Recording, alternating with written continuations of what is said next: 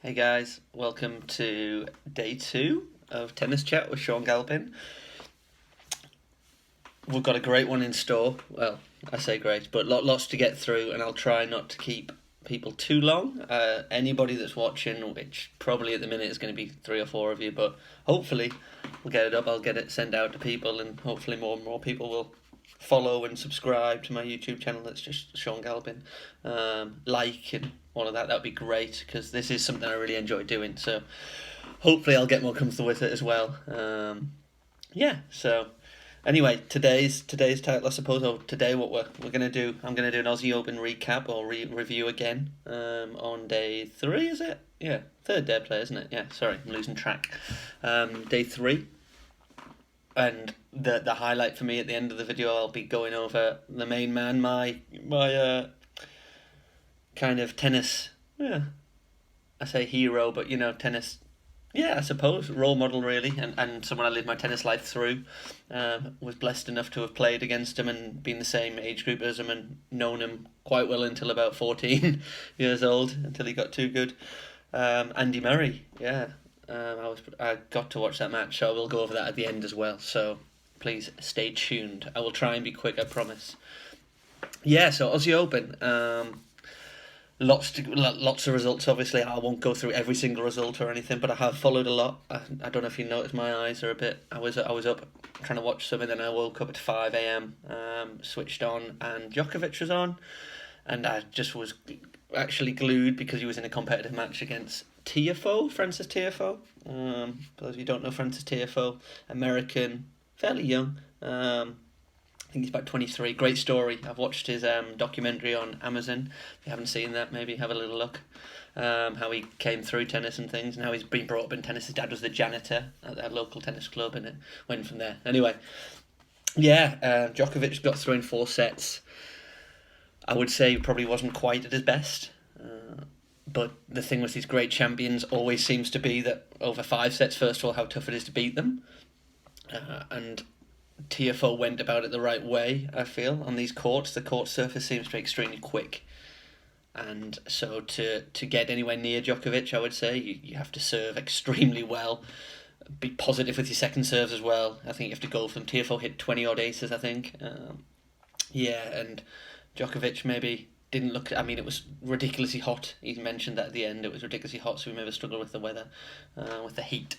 But he lost his second set on a tiebreak, Novak, but then came back, won the third on a tiebreak, and kind of strode on in the fourth. Tiafoe seemed to run out of gas a little bit, and a little bit of an exchange with the umpire where he lost a serve for a time violation. Seemed to cost him. But yeah, Novak just keeps going, and these guys, it's so hard against these top guys, I feel, to gain momentum. Very easy to lose momentum against these guys. Tiafoe, for instance, when I watched, obviously just snuck the second set in a tie-break, amazing effort. Comes out, 10 minutes later he's 3-love down, serving it, and I think it was 15-40 as well. Actually, he did brilliantly to come back and actually get the third set to a tie-break. But just the ability of Djokovic and the top guys, the Nadals, Murray at his pomp, and Federer, to breathe through service games, to put pressure on when their opponents are serving, but also just when they're under pressure, just incredibly to be brave. Normally makes first serves on big occasions, but yeah, just and 4 set, it just felt like it was inevitable that he was going to come through it, and yeah, obviously he did, and he's still going. And I think he would admit probably wasn't quite his best, but Tiafoe, very good. A great character for the game, I feel. Good coach, Wayne Ferreira behind him. I know he's on control. The controls, Ferreira, very confident in his own ability, but a very good tennis player in his own right. But yeah, Tiafoe's got the right man behind him, I feel like, and maybe you're going to hear more of Tiafoe going forwards. If you haven't already, I'm sure a lot of you will have, and know that obviously he's going to be a star. I don't know how good, but he'll be top 20, I would say, comfortably. I would have thought. But yeah, good match. It was a good match, actually. Also, yeah, a bit of kind of a damp one. I flicked over to it a little bit. Venus Williams was playing. Obviously, I think, is she 40 now? I think. I mean, it makes me feel better anyway that she can maybe the comeback's still on at 33. Maybe I need to get training again and get on the tennis court when possible. But yeah, Venus was playing Irani, who was a qualifier. She has been a top player, Irani. I think she made French Open final a few years back and lost to Schiavone, I want to say. I might have that wrong, please don't judge me on that. Bit of a poor serve, but an amazing battler. She came through qualifying. And anyway, Venus was struggling with her knee, and she was 5-1 down. And basically, I saw her. She rolled her ankle badly and barely could walk. I would say 95% of the draw would have pulled out there and then. But fair play to her. She didn't win another game, but she stayed on the court, which is just amazing because she doesn't need to. Two thoughts on that is just how gutsy she is and what a competitor she is, still believing that she maybe could find a way, even at like 3-love down in the second. Amazing. The other thing would be possibly, will this be her last year? That might be why she stayed on the court. There was a few fans there, obviously, not as many as you'd like, but maybe that would be why as well. But yeah, maybe this will be her swan song, so maybe that was a reason. I think she'll be very upset afterwards and frustrated at the injury. But she was losing already. I'm not saying she would have, but she would have had obviously a much better chance of coming back in the second set, for instance. But yeah, just gutsy, and just for kids and players out there, myself, everyone out there, that you can keep fighting is just a great quality to have. Whether she should have stayed on the court or not, obviously you had Conta the other day who pulled her stomach muscle and pulled out pretty much straight away. And was a setup. I feel like maybe she could have kept going for a bit longer, but would that have been better? And for her in the long term, it might have affected her worse. So Venus is maybe thinking this might be her last swan song anyway. So yeah, just one on that. Women's draw as well. Osaka flying. I thought it was a possible banana skin. I'm a big fan of Garcia. Surprised she hasn't pushed on a bit more. Now she did make top 10, but maybe I could see her competing, or certainly at the time when she came through against Sharapova all those years ago, the French Open, and came on as like a newcomer. I feel like she would have progressed more, but yeah, still a good talent. But Osaka, routine. I'm sure it was a competitive match, but fairly routine. I didn't actually see much of that one, but yeah, she just keeps breezing out. She's going to be at the back end of the draw, I'm pretty sure. I'd be very surprised if she wasn't. Who else did I watch in the women's? I'm trying to think who else got through. I think your regulars got through. Muguruza, Rybakina. I'm a fan of Rybakina. I'm pretty sure she got through as well. Kvitova knocked out, which surprised me, to Kirstia, I think. But yeah, I think that these courts are so fast. They would tend to favour the big hitters, but then Kvitova's been knocked out, which I didn't see coming. But yeah, Muguruza. I think, again, Osaka there or thereabouts, Barty, Muguruza would be kind of easy predictions to make, I suppose. So, yeah. Also, yeah, Sabalenka. Big fan. I'm a big fan of Sabalenka. And also her opponent, I'm a big fan of Kasatkina. Maybe, again, a potential banana skin. Kasatkina has been high. Another guest on the podcast on Control the Controllables with Sodo and Dan.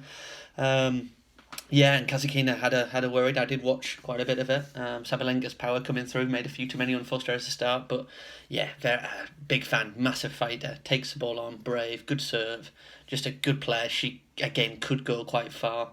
I wouldn't be surprised to see her, quarters, semis kind of thing. Obviously, the women's is very open though, so don't be surprised at anything. To be fair, but yeah, some good tennis. The men's side, Fritz coming through, Taylor Fritz. In 5 sets after being 5-1 down in the 4-set tiebreak to Opelka, a big server. Just shows if you keep battling.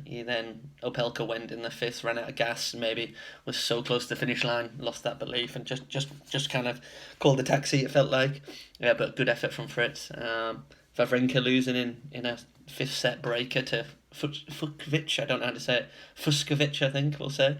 And apparently the stat on Fuskovic is I don't think he's lost a match at a Grand Slam after being 2 sets up, and that was another example, even though he was 5-1 down in the 5th set tiebreak, so a very good effort. The guy's in great shape, he's came through 2 5-setters, so good player.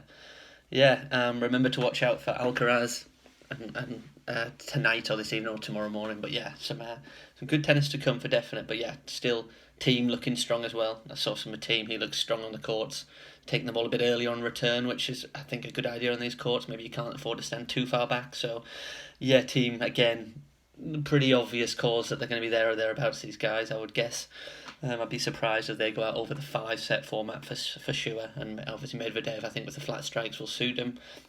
I'm not sure if he's through, but Manarino is another one who I would watch on these courts because he hits quite a flat ball. I think he was a couple of sets up against Kekmanovic, who is a decent younger prospect as well.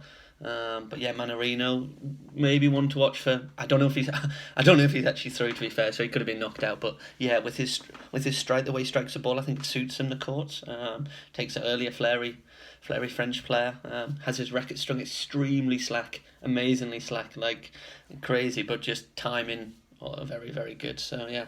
And finally, on the Aussie, before I go into Murray, yeah, I suppose box office Nick Kyrgios, as I would call him. I think love him or hate him, he's the Marmite of tennis. I suppose you probably either love him or hate him. I'll give you my opinion on him. I don't actually know again if he's won or lost. I believe, in my opinion, I saw him a set down and a breakup in the second set. But in my opinion, he wouldn't have won that match. I don't think he would have came through it. My iPad did conk out, and I haven't cheated and checked the score yet or anything, so I promise. Although he probably will have finished by now. But yeah, my opinion on Nick is again, not that he cares, but amazing talent, as everybody knows. It's not hard to see that. As a kind of former half decent tennis player myself, and somebody who finished far too young and regrets it probably every day, that I just feel like it's a bit of a wasted talent at the minute. I'm not sure whether he will realise that potential. He talks the thing I don't like. I'll go with the things I don't like about Kyrgios at the minute. Or I don't like in the past as well. Obviously, he's been through a match and not tried. That's just a no for me. I can't stand that. Let somebody else play the event if you don't want to be there, would be my opinion. Like Tomic again, who, by the way, against Shapovalov, sorry. Obviously, I didn't think he was going to win, but I felt like he tanked, to be honest. So, again, terrible. Don't really like the guy. But Kyrgios, yeah, a bit more time for him, because he does try sometimes. But yeah, the way he talks about tennis, he belittles it a lot, and that annoys me. Because tennis has pretty much made him into a superstar, and he makes a hell of a lot of money from it. And there obviously must have been a time that he worked extremely hard. In fact, I've seen videos of him when he was younger, and he worked ridiculously hard and seemed to love it. Had that flair still, but actually put the work in as well. Which I think, if he could get that balance, you're looking at a potential Grand Slam champion, definitely second week. I mean, the guy's barely got to second week of Grand Slams, and that says it all. But he is entertaining. He is one of the players that, again, for me, I would, pay to watch. Well, if he's trying. But also, I don't switch off when he's on. There are only a couple of players, one who I'm going to talk about later, but there are only a few players in the world, if I'm being totally honest, who I can watch all the way through, if it's just for pleasure and not for maybe hopefully this being something going forward for me, just research, I suppose. But yeah, Kyrgios is, I feel like, to be honest, the best way to put it would be he played a French guy called Hugo Humbert, French, left-handed, a big talent, but basically for me, Humbert in 18 months, and again, this isn't a big prediction because he's already 30 odd in the world, so it's not exactly a crazy prediction. I feel like in about a year to 18 months, Humbert will be where Kyrgios should be now. Humbert will be challenging, I would guess, end of Grand Slams. I mean, he could do it a bit sooner, to be fair. But just what's not to like about Humbert, he's flary, he strikes a great ball, as a lot of the French players do. Lefty, which, don't care what people says, it has to be an advantage because there's not as many, even though it shouldn't be, but there aren't as many, so yeah, I feel like that is an advantage. He's got a great serve, strikes off both wings well, he can volley, he's got touch, he moves well, and again, more than Kyrgios, I suppose, again, attitude-wise, just relentless, just the crowd obviously favouring Kyrgios just doesn't affect him. Obviously nerves kicking in as well, but I hope for, I suppose, for my viewing sake that maybe Kyrgios comes through, but I reckon Humbert will have came through that match. It wouldn't surprise me. Yeah, but I think Humbert is, like I say, will be where Kyrgios should be. Now, probably in about 18 months, I would say. Don't be surprised to see Humbert again. Not a massive prediction for any tennis fans. They're probably going to call me stupid, but anybody who doesn't know, he will come through, and he could still win a few rounds. And I think he plays Team next, actually, so I would expect him maybe to go out, but he will give Team a battle. Whether it's a scoreline battle, he will battle him hard, and he will run him close. I would say in sets, whether he wins any or not. But yeah, some good tennis, and I'm enjoying it, and I'm enjoying talking about it. I hope you're not too bored of me yet. I don't like the sound of my own voice, but I enjoy talking about tennis. So yeah, they're the main ones really. I will try and make maybe a few predictions. In my tomorrow's video for the third round onwards, maybe pick matches and give you my predictions as well. Have them on my screen or whatever. And remember, I am doing this on my phone, so be generous, please. Yeah, main event now. Sir Andy Murray. Like I say, lucky enough to have played him, to have shared a court with him when I was younger. Everybody pretty much in British tennis knew the guy was going to make it if he kept going down that same path. Incredible talent, really like him, like his family. Get on well with Judy, certainly did. Yeah, just amazing. So I don't really have too many. I'm very biased. I don't really have too many bad words to say about the guy, but I did warn yesterday in my video that the draw was going to be tough. This is the sign of the man. He misses the flight by a day, doesn't he? Gets a positive coronavirus or COVID test. Misses out. He doesn't need to do anything there. He can go and sit at home, and no, he decides he wants to get a wild card into the Biella Challenger in Italy, where everyone will be gunning for him because he was the number one seed. So for layman's out there that maybe don't understand tennis as much, you look at that and you think definite win. He's going to win the tournament. He should breeze this. He's playing guys 200, 300 in the world. Marta yesterday is a former top 100 player. He's a good player. Lucky enough, I found a stream. After the first set, I was out for a walk, and then I came back and found the stream. So again, talk about somebody that holds my attention. Murray, just amazing. I watch every point on my phone, literally on a phone stream, lying on my floor, on my living room floor, just watching it, just supporting him on. I've made a few points on it. Like I say, Andy for me is if you haven't seen the resurfacing documentary on, I think it's on Amazon, it's brilliant, and it just shows the drive of the guy. He doesn't need to be out there, but his love for the game is crazy. But yeah, on the match, again, I did tell everyone not to expect a definite win, and he did lose the first set, but on a tiebreak. Great thing about the match was serving wise, it's in indoor kind of hard courts, I think it was. Serving wise, he didn't face a break point, so although he lost the first set in the tiebreak, he didn't get broken all match, which is a great sign for Andy on his serve. I think he realised if he wants to get back to, top 30, top 50, competing maybe early first week and maybe into second week of slams, that serve is going to be pivotal, especially now as he goes through, and maybe his movement maybe not quite as good as it was. Well, you can't expect that with a metal hip. But yeah, the serve is obviously a big bonus.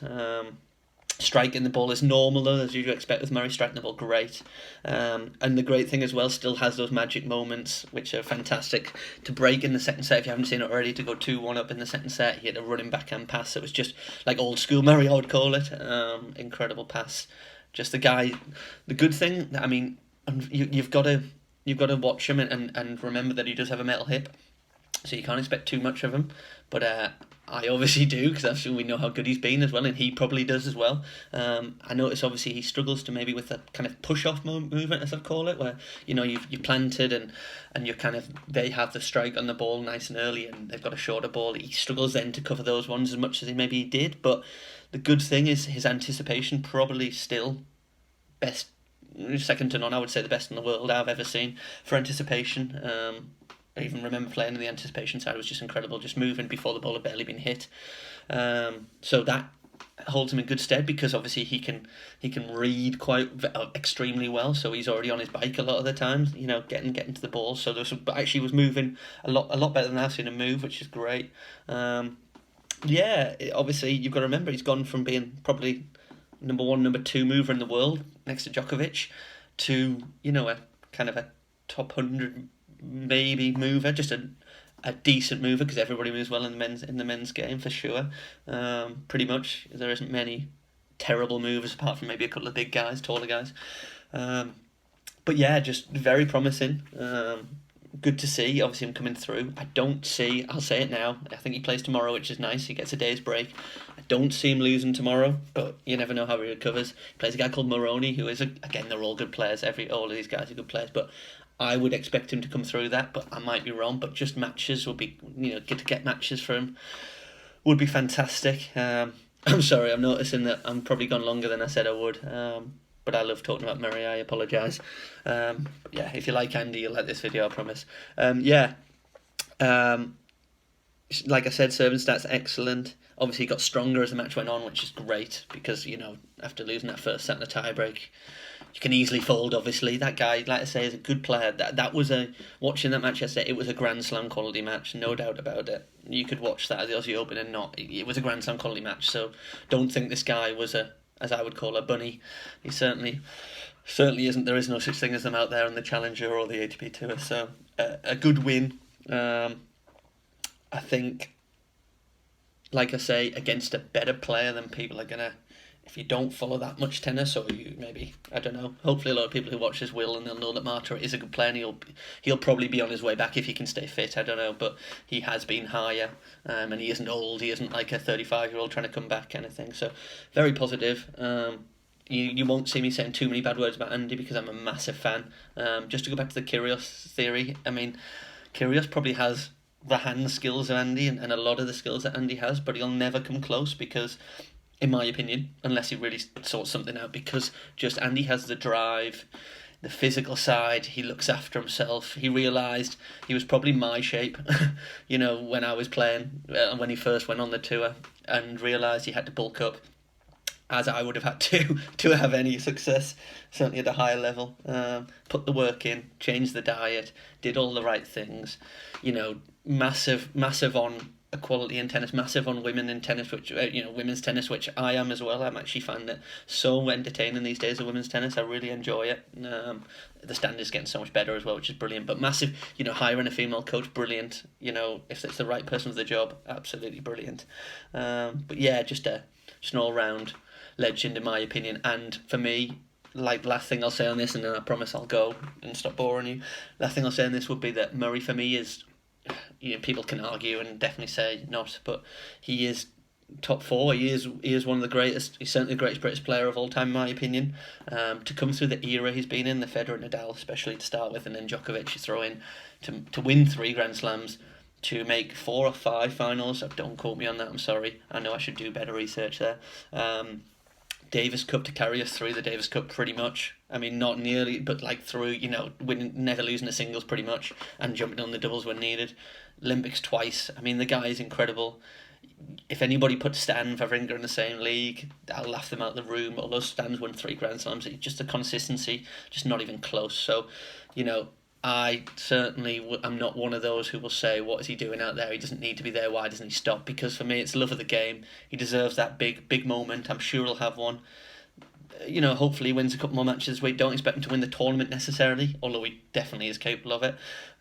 He has a day off, which, like I say, is a massive bonus. But yeah, the guy is a hero. So I know Andy won't be watching, but the guy, like I say, just hopefully he can get back. But I'm going to be back tomorrow morning maybe, or midday, with another recap, a review. I will do some predictions as well. I hope to get this out to more and more people. Please, if you watch it, please try and share it and like it, and subscribe to my YouTube channel. I know I don't want to be a celebrity, but I do love talking about this. I would love to do this as a job one day. But yeah, and like I said, as I'm about to do this afternoon on my walk, keep looking at that Controllers podcast, because it is very good. So shout out to Dan and the coach out there, Nige. But yeah, thank you very much. Cheers, bye.